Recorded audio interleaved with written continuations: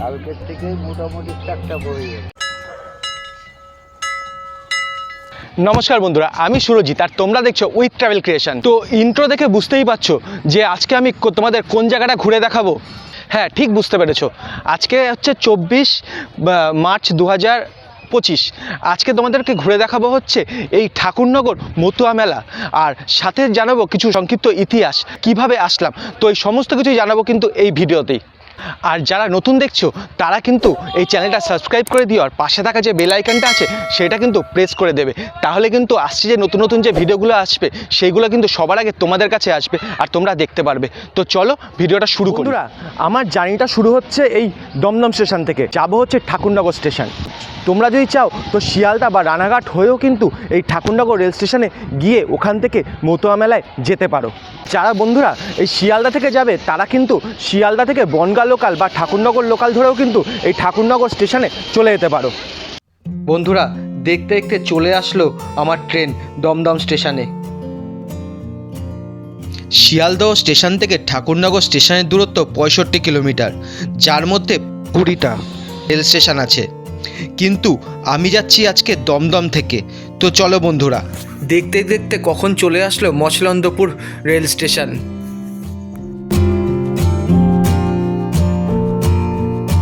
তো বন্ধুরা, পৌঁছে গেলাম ঠাকুরনগর রেল স্টেশন।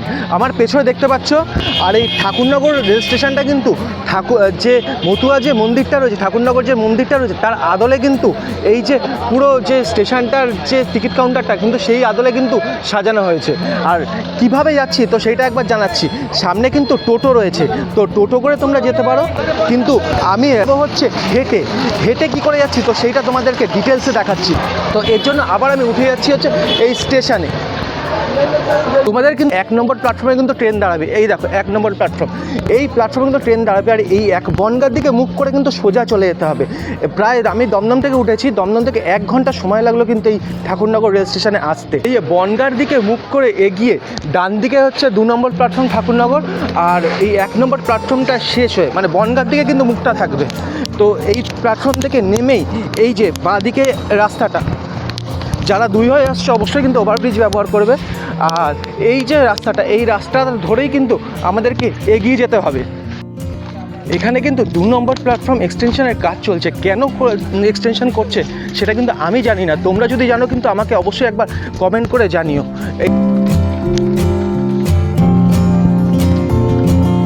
রাস্তাটা কিন্তু ভালোই আছে, এই যে ঢালাই করা রাস্তা রয়েছে, আশা করছি ভক্তদের কোনো অসুবিধা হবে না।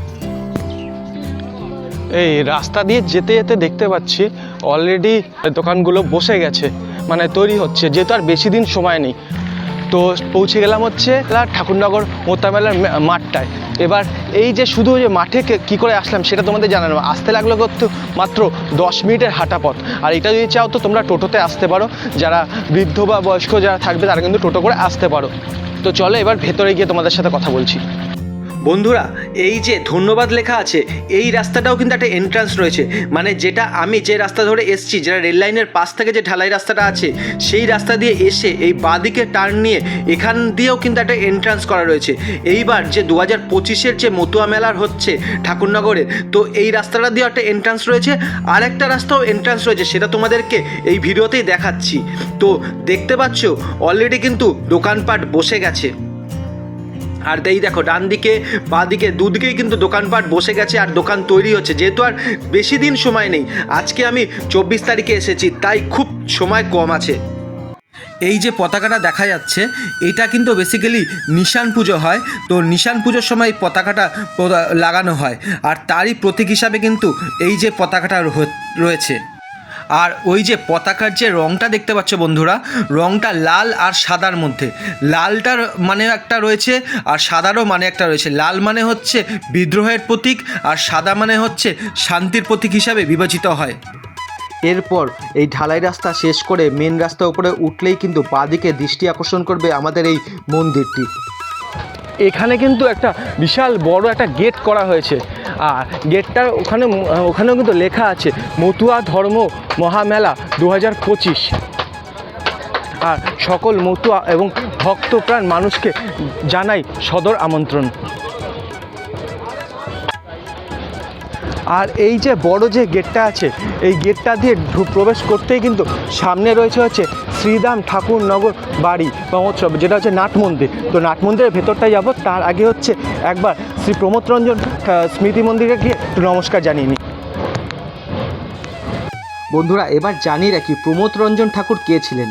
প্রমথ রঞ্জন ঠাকুর ছিলেন ঠাকুরনগর মতুয়া মেলার প্রবর্তনে গুরুত্বপূর্ণ ভূমিকা তিনি পালন করেছিলেন। ভারতের স্বাধীনতার পরে 1948 সালে প্রমথ রঞ্জন ঠাকুর ঠাকুরনগরের মেলার সূচনা করেন। এরপর থেকে কিন্তু প্রতি বছর চৈত্র মাসে এই মেলা অনুষ্ঠিত হয়, যা মতুয়া সম্প্রদায়ের জন্য একটি গুরুত্বপূর্ণ উৎসব ক্ষেত্র। এই মেলা কিন্তু মতুয়া সম্প্রদায়ের এক মিলন ক্ষেত্র। আর পাশে যিনি দেখছেন, ইনি হচ্ছে বড়মা বা বীণাপাণি দেবী, মানে প্রমথ রঞ্জন ঠাকুরের স্ত্রী। আর সেই উদ্দেশ্যেই এই যে মন্দিরটি সেটা স্থাপিত করা হয়েছে। তো খুবই অপূর্ব লাগছে, আমার খুব অপূর্ব লাগছে। আর সত্যিকারে আমি এসে এখানে নমস্কার করলাম, আর তোমরা এসেও কিন্তু একবার তাদের প্রণাম জানিও। এই যে নাট মন্দির আর এই যে হচ্ছে শ্রী প্রমথ রঞ্জন স্মৃতি মন্দির, ঠিক তার মাঝখানেই রয়েছে কিন্তু কামনা সাগর। তো কামনা সাগরটাও ঘুরে দেখাবো, আগে নাট মন্দিরটা একবার যাই। নাট মন্দিরে প্রবেশ করতেই ডান দিকে একটা স্টেজ দেখলাম, যেখানে অল ইন্ডিয়া মতুয়া মহাসংঘ লেখা আছে, একটা স্টেজ। আর এই ঠিক ডান দিকে বা পুরো এই যে নাট মন্দিরের ভেতরটায় নানা রকম বাণী, মানে শ্রী গুরুদাস ঠাকুরের বাণী রয়েছে। তো তারই মধ্যে একটা বাণী তোমাদের পড়ে শোনাচ্ছি। পরদোষ ছেড়ে সদা নিজ দোষ কও, আত্মগুণে ফেলে রেখে হরিগুণ গাও। তো এছাড়াও আরও কিন্তু অনেক অনেক বাণী রয়েছে। আরও একটা বাণী তোমাদেরকে আমি পড়ে শোনাবো। পবিত্রতা সত্যবাক্য মানুষে বিশ্বাস, তিনরত্ন যার আছে হরি তার বশ। তো কত সুন্দর এই বাণীগুলো, সত্যিকারে আমাদের মনে কিন্তু দাগ কেটে যায়। আর এই দেখো, এই দিকেও কিন্তু বাঁদিকে মানে প্রত্যেকটা পিলার বা প্রত্যেকটা যে এক প্রকার জানলার যে খণ্ডগুলো রয়েছে, তার উপরে এক একটা বাণী রয়েছে। আর সাথে সামনে রয়েছে একটা ছোট্ট রথ। সেই রথটা কী কাজের সেটা আমি জানি না, তোমরা জানলে কিন্তু অবশ্যই জানিও। আর এখানে কিন্তু প্রচুর ভক্তরা, প্রচুর মানুষ কিন্তু অলরেডি এখানে এসে বিশ্রাম নিচ্ছে। এক প্রকার এটা বিশ্রাম কক্ষ হিসাবে রয়েছে। বন্ধুরা, এবার ঠাকুরনগর মেলার ইতিহাস জেনে রাখি। ঠাকুরনগর মেলা বা ঠাকুরনগর মতুয়া আদর্শ হিন্দুদের মহামেলা পশ্চিমবঙ্গের উত্তর 24 পরগনা জেলার একটা বিখ্যাত মেলা। প্রতি বছর চৈত্র মাসে প্রথম বা মাঝামাঝি সময় শুরু হয় এবং 7 দিন ব্যাপী কিন্তু এই মেলা চলে। 1897 সাল নাগাদ বাংলাদেশের ওরাকান্দিতে এই মেলার সূচনা হয়। প্রতি বছর হরিচাঁদ ঠাকুরের জন্মতিথি মধুকৃষ্ণ ত্রয়োদশী পুণ্য স্নানের মাধ্যমে এই মেলার সূচনা হয়। ভারত স্বাধীনতার পরে 1948 সালে প্রমথ রঞ্জন ঠাকুর ঠাকুরনগরের মেলার সূচনা করেন।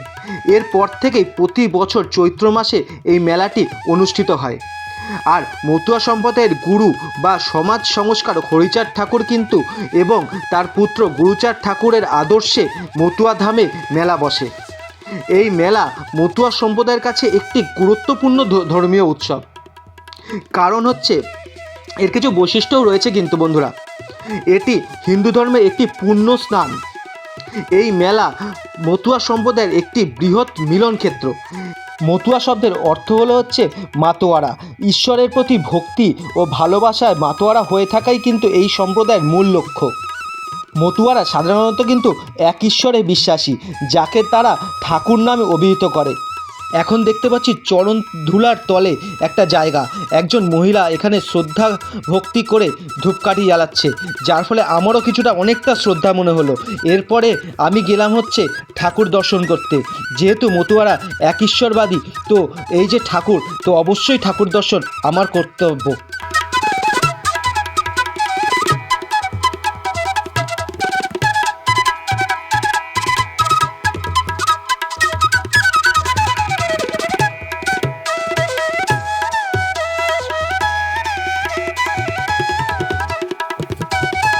জানিয়ে রাখি বন্ধুরা, হরিচাঁদ ঠাকুর কিন্তু সমাজ কল্যাণের উপর কাজ করেছিল, মানে মতুয়ারা জাতিভেদ প্রথা এবং অন্যান্য সামাজিক বৈষম্যের বিরুদ্ধে সোচ্চার হয়েছিল। বন্ধুরা, এই মন্দিরে প্রবেশ করতেই কিন্তু পাশে দ্বাদশ পাগল মন্দির, গদিঘর, সামনে আরও একটা মন্দির। আর এই মন্দিরটা আমি একবার প্রদক্ষিণ করছি, আর প্রদক্ষিণ করতে করতে আমার ওপর দিকে চোখ গিয়ে দেখতে পাচ্ছি এখানে কিন্তু কি সুন্দরভাবে অপূর্বভাবে সাজান, মানে কাঠের ওপরে কাঠের কারুকার্য করা হচ্ছে।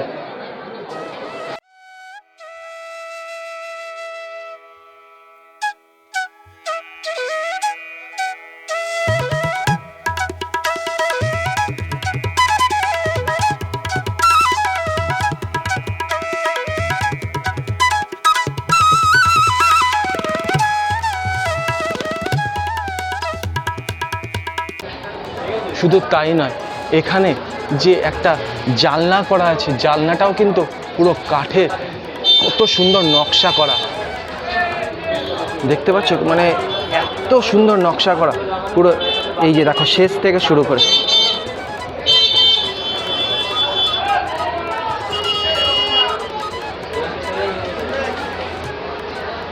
কত সুন্দর নকশাটা,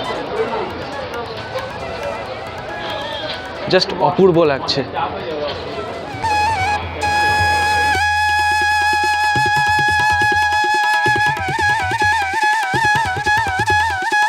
মেন মন্দির থেকে নাট মন্দির দেখা যাচ্ছে।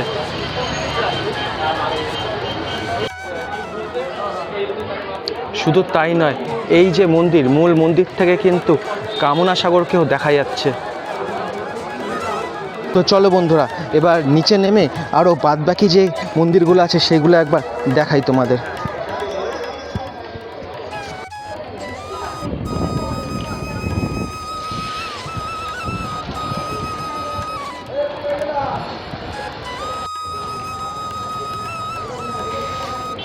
এই মন্দিরের, মূল মন্দিরের আর এবং নাট মন্দির, এই নাট মন্দিরটা দেখতে পাচ্ছ, এই যে দুপাশে কিন্তু ডালা নিয়ে বসে আছে। তো এখান দিয়ে চাইলে কিন্তু তোমরা তোমাদের যে পুজো দিতে যে ডালা আছে সেই ডালা কিন্তু কিনতে পারো। এই ডালা কত করে? ডালা 20 টাকা 10 টাকা। 20 টাকা 10 টাকা করে আছে। মানে এখানে এই বাতাসা দিয়ে তো পুজো হয়, তাই তো? হ্যাঁ হ্যাঁ। তো তোমরা দেখতে পারলে যে এখান থেকে কিন্তু ডালা নিয়ে কিন্তু এই পুজো দিতে পারো এখানে। এইবার চলো বন্ধুরা, তোমাদের এই আশপাশের যে মন্দিরগুলো আছে সেইগুলো একবার ঘুরে দেখাই।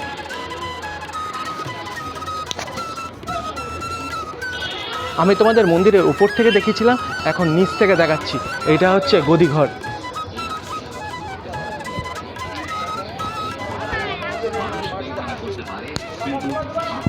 আর ঠিক সামনেই রয়েছে শ্রীধাম ঠাকুরবাড়ি বা ঠাকুরমহল। আর ওইখানেই কিন্তু রয়েছে অল ইন্ডিয়া মতুয়া মহাসংঘ কেন্দ্রীয় কার্যালয়।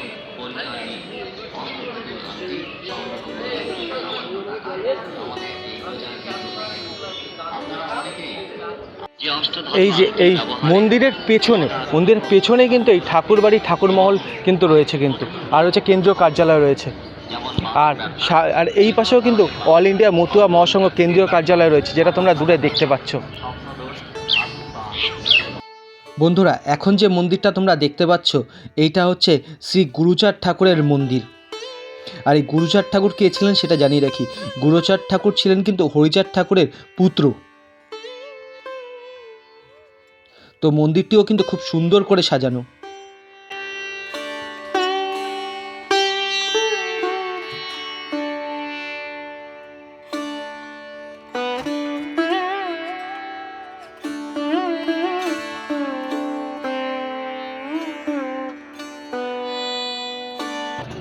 আর এই পাশে কিন্তু দোকান রয়েছে, আর সাথে এখানে কিন্তু এই যে স্ট্যাচুগুলো বা মূর্তিগুলো আছে, মূর্তিগুলো কিন্তু এখানে সাজানো রয়েছে।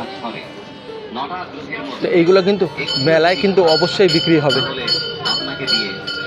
আর তোমরা তোমাদের বাড়ির জন্য নিয়ে যেতে পারো। বন্ধুরা, এখন তোমরা যেটা দেখতে পাচ্ছ তিনি হচ্ছে শ্রীমৎ গোপাল সাধু ঠাকুরের বিগ্রহ। খুবই অপূর্ব লাগছে আর খুবই শ্রদ্ধেয় মনে হচ্ছে।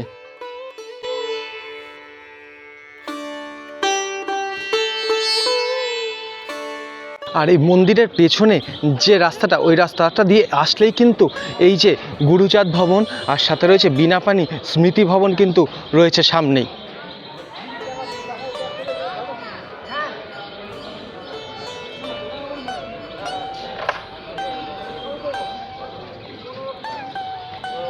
আর ঠিক বাঁদিকে রয়েছে হচ্ছে কামনা সাগর। তো তোমাদের কিন্তু আমি এই জায়গাটা কিন্তু পুরো খুঁটিনাটি করে দেখাচ্ছি, মানে তোমরা আসলে চিনতে যাতে কোনো রকম অসুবিধা না হয়। হতে পারে ভিডিওটা লেন্দি হচ্ছে, কিন্তু তোমাদের এই যে সমস্ত ডিটেলসটা কিন্তু দেখাচ্ছি এই যে পেছনের রাস্তাটা। এখন তোমরা দেখছো এটা হচ্ছে শ্রী শ্রী প্রমোদ রঞ্জন ঠাকুর স্মৃতিঘাট। এই ঘাটটা দিয়েও কিন্তু এই যে কামনা সাগর যেটা আছে, কামনা সাগরে কিন্তু যাওয়া যায়, যেটা আমি তোমাদেরকে এখানে নিয়ে যাচ্ছি। তো এই কামনা সাগর যাওয়ার কিন্তু শুধু একটা রাস্তা নয়, রাস্তা কিন্তু বহু রয়েছে। ওখান থেকে দেখতে পাচ্ছ পুরো ওপেন, কিন্তু ঘাটে প্রবেশ করার জন্য কিন্তু একটা রাস্তা রাখা হয়েছে, সেটা কি ঠাকুর প্রমোদ রঞ্জন স্মৃতিঘাটের একটা গেট করা আছে। আর ঠিক অপোজিটেই রয়েছে হচ্ছে সাধু শ্রেষ্ঠ শ্রীমৎ গোপাল সাধু ঠাকুরের বিগ্রহ। আর আমার এই পেছনে রয়েছে হচ্ছে কামনা সাগর, আর কামনা সাগরের অপোজিটে রয়েছে কিন্তু এখানে টয়লেটের ব্যবস্থা রয়েছে। যারা ভক্তরা আসবে তারা কিন্তু এখানে কোনো অসুবিধা হবে না, সমস্ত কিছু অ্যারেঞ্জমেন্ট কিন্তু এখানে করে রাখা আছে। আর শুধু একটা না, অনেকগুলো এখানে করা আছে, যাতে কোনো ভক্তদের কোনো অসুবিধা না হয়।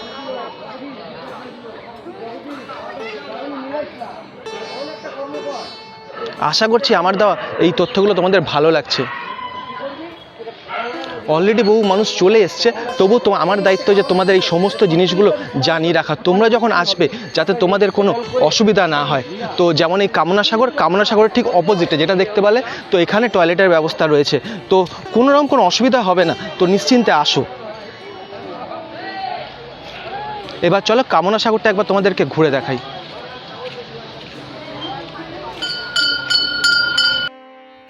এই হলো কামনা সাগর, সুবিশাল একটা পুকুর, যেটা হচ্ছে শ্রদ্ধেয় আর ভক্তির ঊর্ধ্বে। আর ওই যে দূরে দেখা যাচ্ছে হচ্ছে মূল মন্দির। এই দেখো, এই হচ্ছে মূল মন্দির। আর সব জায়গা থেকে কিন্তু সমস্ত জায়গাগুলো কিন্তু দর্শনীয়, আর সমস্ত এই খুঁটিনাটি জিনিসগুলো কিন্তু তোমাদের আমি ঘুরে দেখাচ্ছি উইথ ট্রাভেল ক্রিয়েশনের মাধ্যমে। শোনা যায় নাকি এই কামনা সাগরে ডুব দিলে নাকি, ডুব দিয়ে স্নান করলে সমস্ত মনস্কামনা পূরণ হয়। তো বুঝতে পারছি আমার চোখের একটা অসুবিধা হয়েছে, তো অনেক দিন ধরে ভুগছি, তো আমিও একটা আমার আশা নিয়ে রয়েছি। তো আমি তো স্নান তো করতে পারছি না, তো একবার আমি জলটা মাথায় দিয়ে নিই।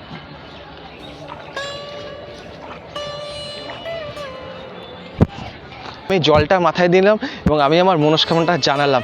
তো তোমরা যে বারণী স্নানের দিন এই কামনা সাগরে এসে কিন্তু অবশ্যই যে স্নান করবে এবং তোমাদের মনস্কামনা জানাবে, আর তারপরে কিন্তু পুজো দিতে চলে যাবে। যেহেতু লক্ষাধিক মানুষের ভিড় হবে, তাহলে কিন্তু অবশ্যই নিজেদের যে সেফটি আর সিকিউরিটিটা কিন্তু অবশ্যই দেখে নেবে। এই কামনা সাগরের পাড়ে কিন্তু প্রচুর যে সাধু সন্ন্যাসীরা কিন্তু এখানে এসে রয়েছে। তো দেখতে পাচ্ছ কত সাধু সন্ন্যাসী এসছে, আর তারা তাদের এক প্রকার বিশ্রামাগার বানিয়েছে, কেন যে এই কটা দিন তারা এখানেই থাকবে। এবার একজন সাধুর সাথে কথা বলা যাক। আপনারা কোথা থেকে আসছেন? আমি নিউ টাউন থেকে, মানে রাজারহাট নিউ টাউন থেকে। তাই তো দেখছি এখানে মানে প্রচুর সবাই এসে পুরো ভিড় হয়ে গেছে। ভিড় মানে কি, এখনো কিছুই হয়নি। 26 তারিখে তো আসল, তো রাতের বেলা যখন হবে তখন তো আসল ভিড়টা হবে। আসল ভিড় কালকের থেকে শুরু হয়ে হ্যাঁ, কালকের থেকে শুরু হয়ে যাবে। 26 তারিখ তো রাতে বারণী স্ট্যান্ড আছে, কালকের থেকেই মোটামুটি চারটা হয়ে যাবে। তাই এখানে দেখছি এসে প্রচুর, মানে ওইদিকে মাঠের মধ্যে অলরেডি এসে গেছে। হ্যাঁ, কালকের থেকে মোটামুটি কয়েক লাখ লোকের সমাগম হবে এখানে। এটা ঘটনা। আজকে একটু ফাঁকা আছে। হ্যাঁ, আজকে তবু মাঠের ওদিকে তো ভিড় শুরু হয়েছে। ছিল না, আজকে কিছু এসছে, কালকে আমরা ফাঁকাই ছিলাম। এই দেখো বন্ধুরা, আমি তোমাদেরকে জানাই না, এই উইথ ট্রাভেল ক্রিয়েশনে খুঁটিনাটি দেখানো হয়। তো সেই হিসাবে কিন্তু যে কামনা সাগরটা পুরোটা ঘুরলাম, মানে ঘুরে এসে যেখানে প্রথম যে প্রবেশ করেছিলাম, যে মতুয়া যে মেলার যে একটা গেট বানানো হয়েছে, ওই গেটটা, আর সামনে রয়েছে হচ্ছে প্রমোদ রঞ্জন স্মৃতি মন্দির, মানে হচ্ছে এই যে ওখান থেকে ঘুরে এসে এই যে রাস্তাটা ধরে কিন্তু আবার আমি ব্যাক করে নাট মন্দিরের এই প্রান্তে চলে আসলাম। তো তোমাদের এই পুরো জায়গাটা কিন্তু ঘুরে দেখালাম। এবার চলো বন্ধুরা, সামনে যে এই সুবিশাল মাঠে যে মেলাটা হচ্ছে সেই মেলাটা তোমাদেরকে একবার ঘুরে দেখাই। প্রচুর সংখ্যক কিন্তু দোকান বসে গেছে।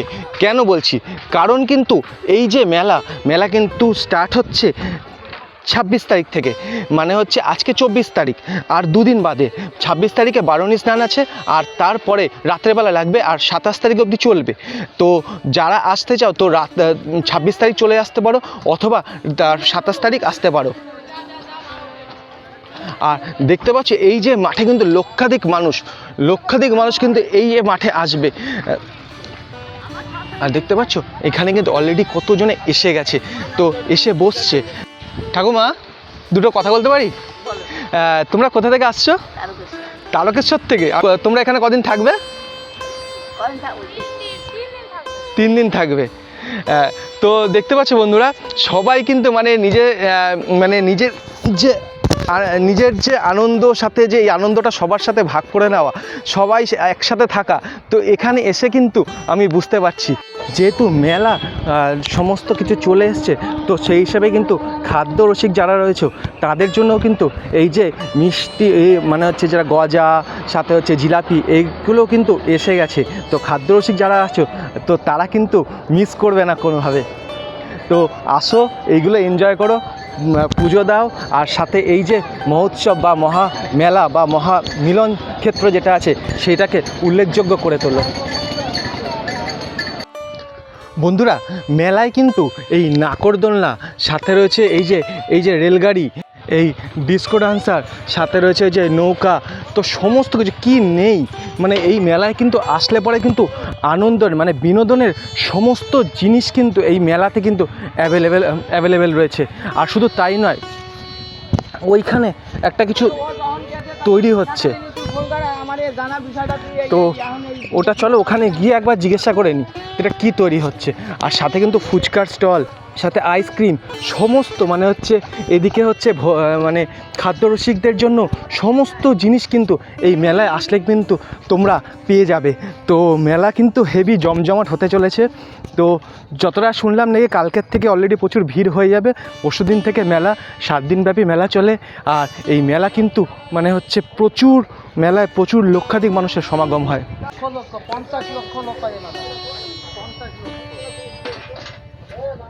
জানতে পারলাম এর ভেতরে নাকি বাইক আর সাথে যে ট্যাক্সি এইগুলো ঘুরবে, মানে খুবই খতরনাক কিন্তু একটা খেলা কিন্তু, আর অবশ্যই আসলে কিন্তু এটা দেখতেই হবে। তো বন্ধুরা, এবার বাড়ি ফেরা যাক। আশা করছি ভিডিওটা ভালো লেগেছে। তো ভালো লাগলে অবশ্যই কমেন্ট বক্সে কমেন্ট করে দিও, আর চ্যানেলটা সাবস্ক্রাইব করে দিও, আর পাশে থাকা কিন্তু বেল আইকনটা কিন্তু প্রেস করতে ভুলবে না। ধন্যবাদ জানাই।